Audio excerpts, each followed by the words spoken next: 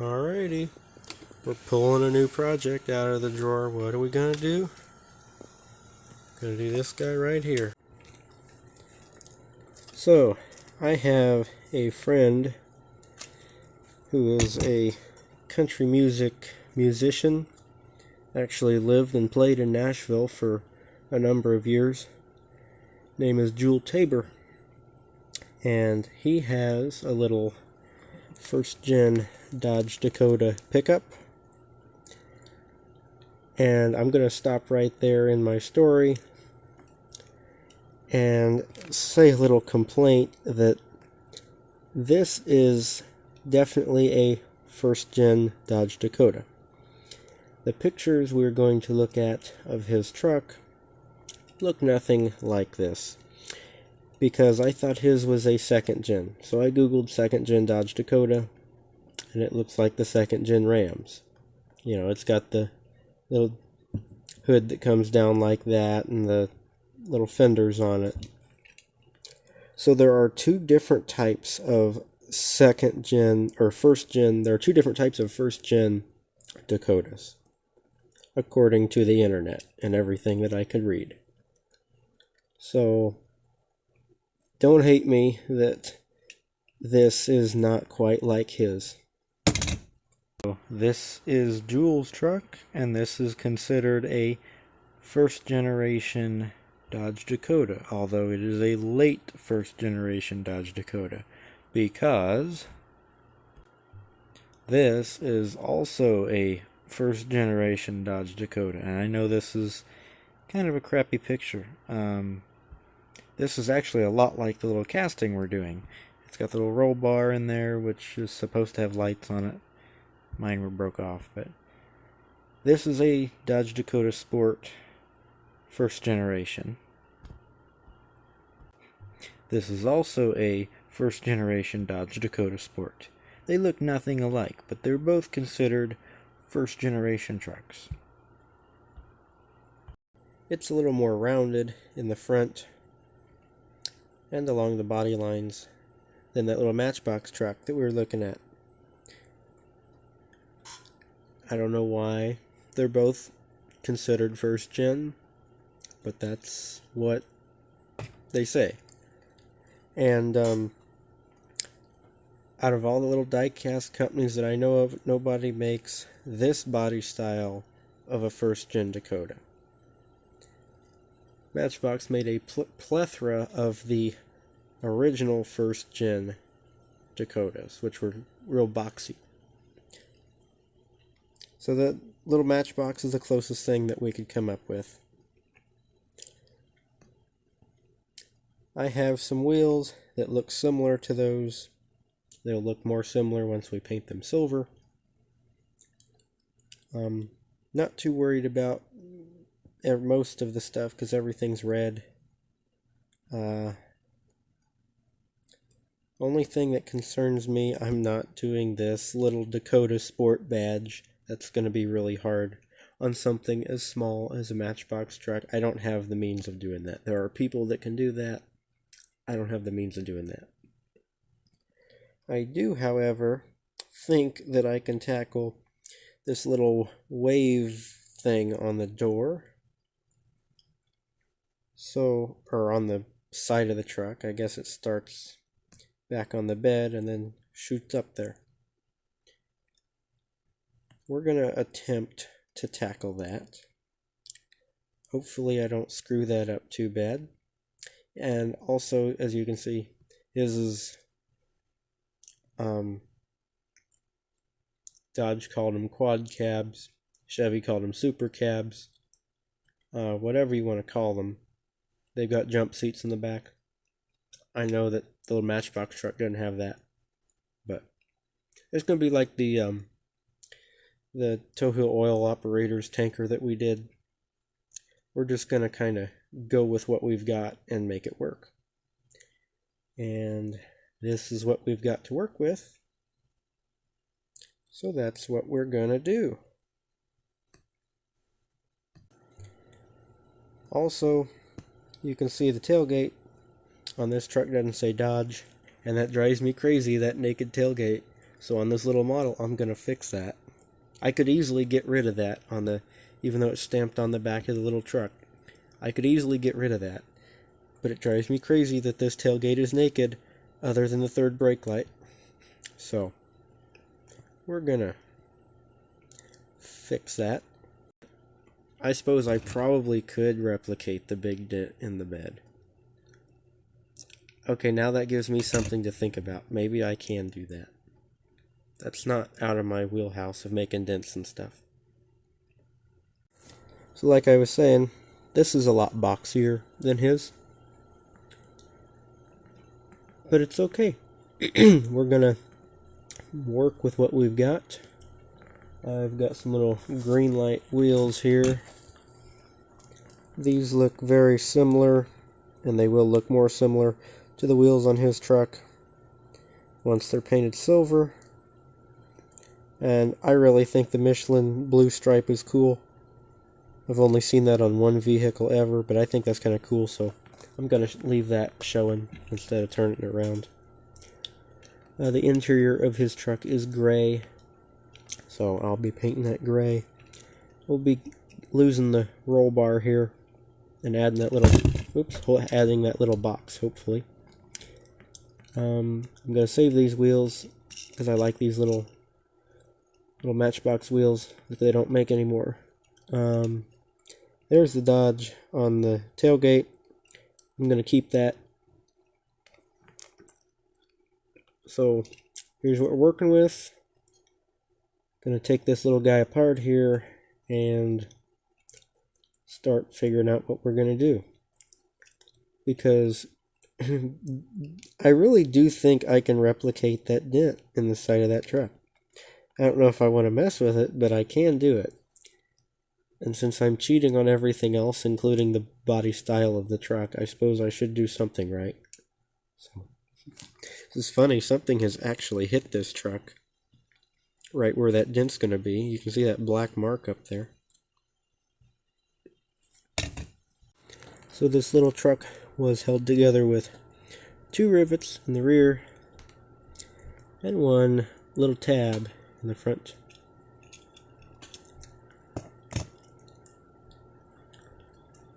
Oh wow, not expecting that.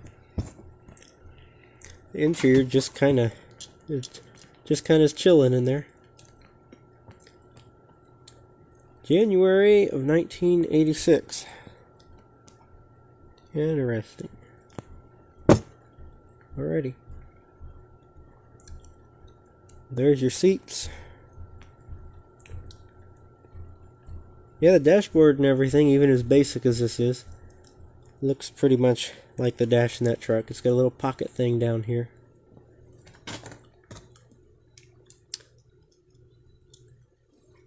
Look at that metal. Even though it's rusty, you can still see that blue on there. So, sorry, Mr. Truck, you don't need your little wheels anymore, although I do like these wheels. And we will see them, I'm sure, at some point on something else. I don't need them anymore. So the bumper is mostly black already. But the bumper is going to be painted black. Both bumpers are, and then the grille will be red. And I'm not sure what I'm going to do with the rest of the base. It really doesn't look bad. Because even though the chrome's wore off of stuff, it doesn't look horrible. So I don't know what I'm going to do with that. This is going to be gray. Little change in plans. These are way too small for the truck. And I mean way too small. And when I put bigger tires on them, they're still smaller than I would like them to be. However, and this is not a great example, because this one's rusty, but Matchbox has a newer style wheel that looks similar to it, so now I'm debating between wheels that I know fit, because they came off of it, or these wheels here, which are also 6-spoke. They don't really look the same though. I don't really have any other wheels that look right on this, and these don't have enough tire.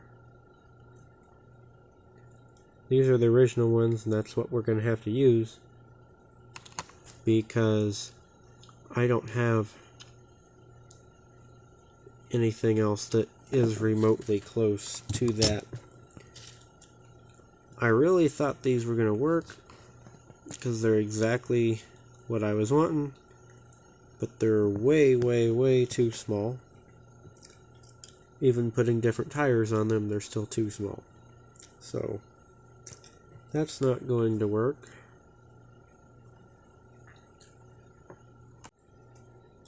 So here's the truck in all of its pieces. Going to use the original wheels because I don't really have anything else that looks right on it. I could put something on it to make it fit, but it's not really going to be what we're going for. So we're going to stick with those wheels and go ahead with the project. So we found a set of wheels that are the right size that's going to work. While I was making our little dent here, I came to the realization that this little PT Cruiser panel truck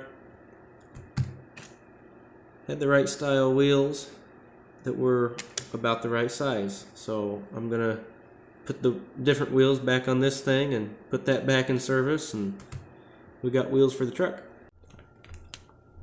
So the Savagran aerosol stripper did the bulk of the work, and a lot of this in here is loose, but the brush, I couldn't get the brush in there. So we're gonna wire wheel it with the Dremel, and then it's gonna go off for me to go paint it out in the barn. The red's gonna be easy to paint. The little stripy things, I'm interested to see how those are gonna go. So I just cut this out. Couldn't find the rest of my knife, so I just used a little bitty blade of a knife, but I got them cut out. Okay, I'm gonna stick them on a piece of wax board like that because I don't have any wax paper, so I'm gonna stick them on a wax board until I get ready to use them. That way I don't have to cut these after I paint it, because after I paint it, if I cut it, I would cut into the paint and scratch it and have to repaint it. If I cut them out and then paint it, then I can just stick this over the red and we should theoretically be okay. So there we go. They're on the wax board until I need them.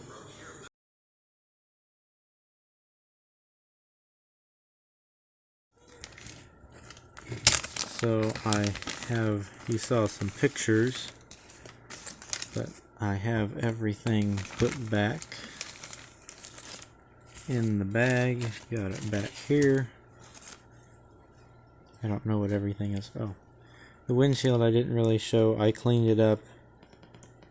The guys, more popular guys on YouTube, polish up their windshields with Pledge Solution or Gauzy or that sort of thing. We were out of Pledge, so I didn't use Old English.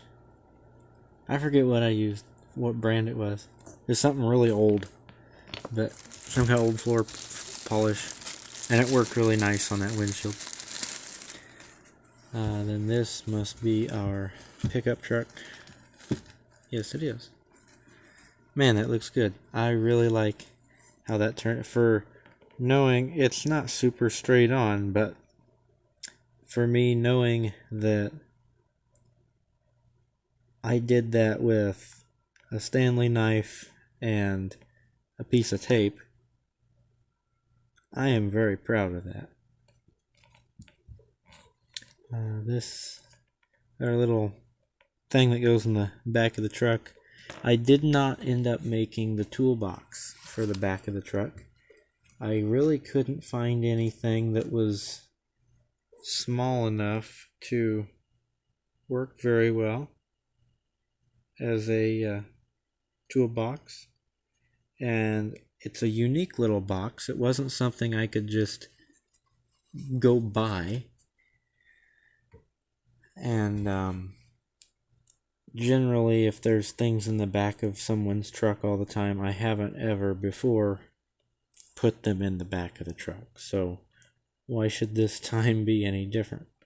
I didn't put any tools in the back of Towhill's pickup truck other than the ones that were already in the casting.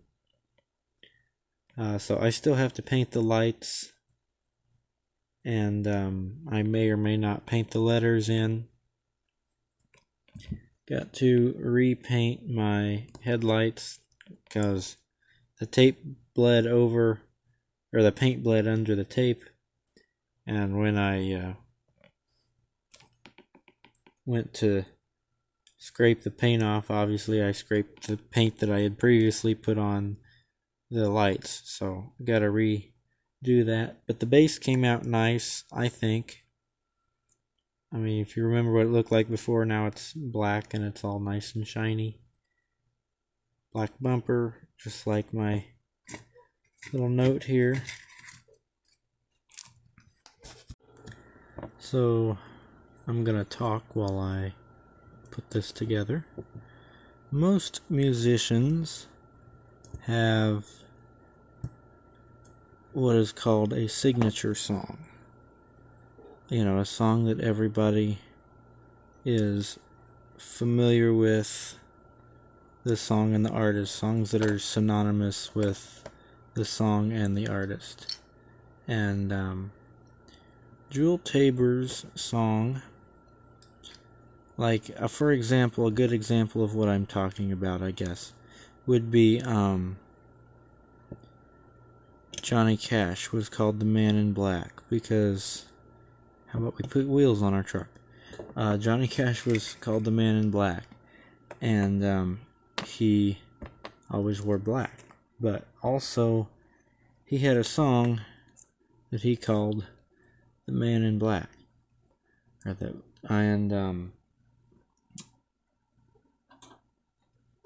That's the song is maybe not necessarily what where the name came from, but that's a song that would be synonymous with him. Or another one would be like Ring of Fire. Just a song that everybody knows is by Johnny Cash, you know. Well, for Jewel Tabor, his signature song is The Minstrel Man, song that he wrote, and a song that he had sold to Tom T. Hall to record, and Tom T. never recorded it. He did that more than once to people. Said he'd record a song and then never got it recorded, but he still had the rights to that song. Well, anyhow, Jewel wrote The Minstrel Man, and I'm going to try my best to use the recording I have of Jewel playing Minstrel Man to stick on part of this video where I put the truck on the turntable. I gotta put it together off camera. I can't put it together on there. So I will try my best to get the recording of The Minstrel Man as the background music when this thing's on the turntable. So I took some liberties with this custom that I normally don't do,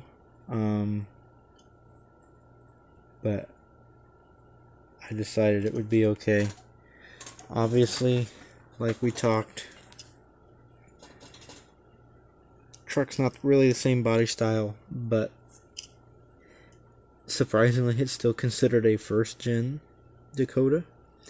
And only the Dakota Sports had these interesting decals on the sides. They're not real straight on this model, but that's my first time I've ever done anything like that. I'm pretty happy with how it came out. I didn't have to redo it, so it made me happy. I showed you these little wheels here. I put the PT Cruiser back already. It was a panel cruiser. And I put that thing back already, but that's what these wheels came from, a little Maisto. They're a little small for the truck. However, based on what wheels I had, these were the best of fit. Now, on the real truck, there's only a little scratch anywhere around where this dent is, so strangely enough. But I just kind of kept it that way. I didn't add any of the rust or anything that I would normally put on a dent, because Jules' truck doesn't have that. I painted the door handles and the mirrors. Got the lights all put back as good as possible. Painted the grill in like it's supposed to be.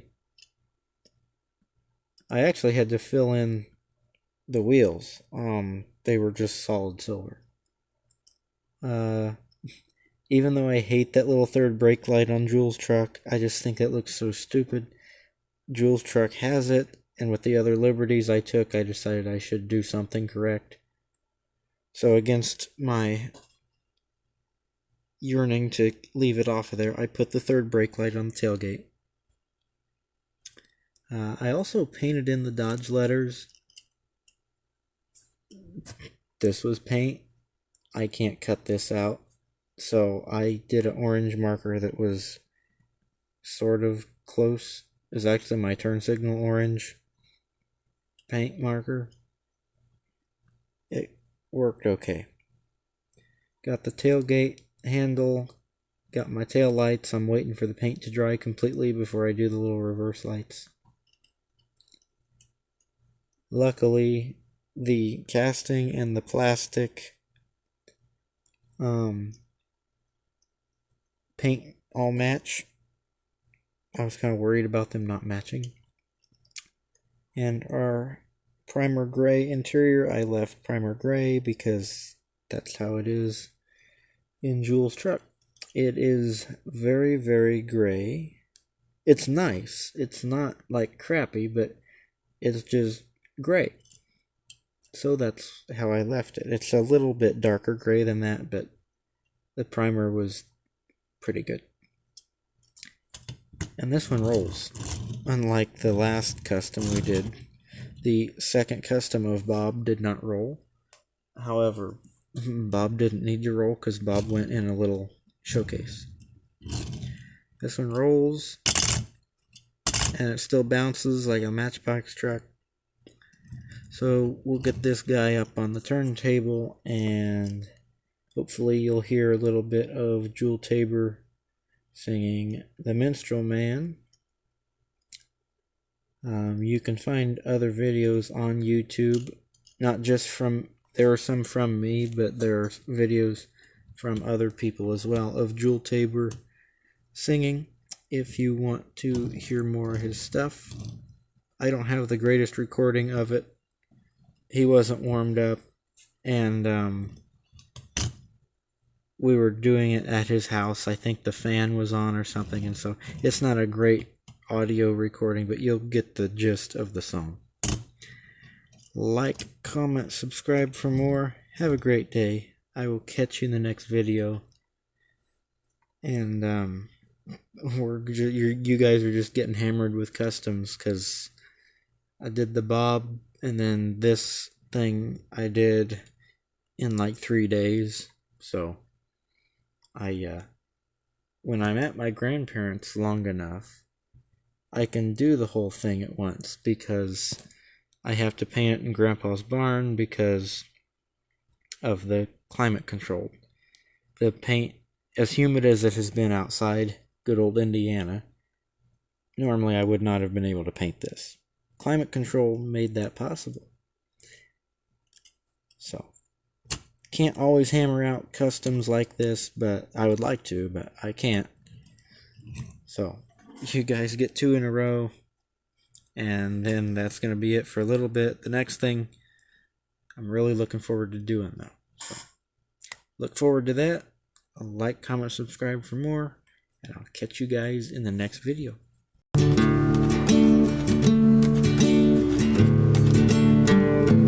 I'm just an instrument coming through your town, and I could sing where I've been, but I can't say where I'm bound. Oh no, I can't say where I'm bound. It seems when I was just a lad, there's things I did not know.